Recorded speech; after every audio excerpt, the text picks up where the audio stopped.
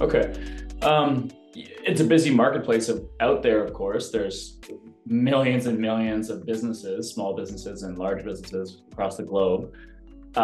So there's a good chance, and I've run into this, frequently with my own clients, that the desired name may already be taken, or the desired name, might be very similar to one that a competitor already has.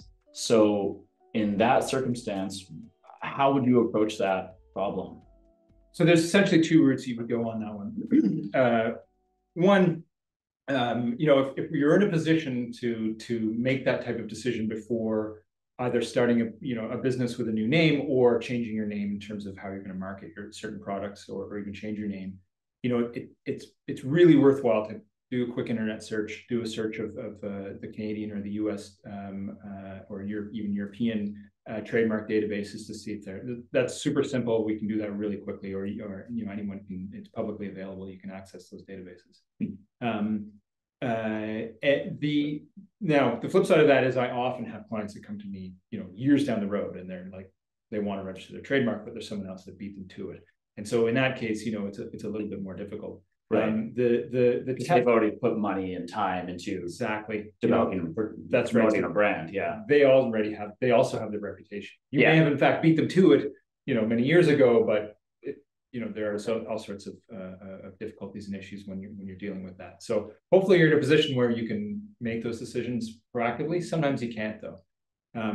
In terms of what is permissible and what's not, it comes down to whether or not you are confusing with an existing trademark, existing as of the date you first started using it,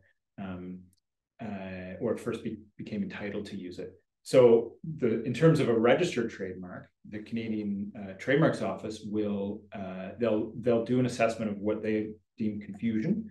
They'll look at factors are how similar is the mark? Do you sell similar goods and services? Do we have similar channels of trade?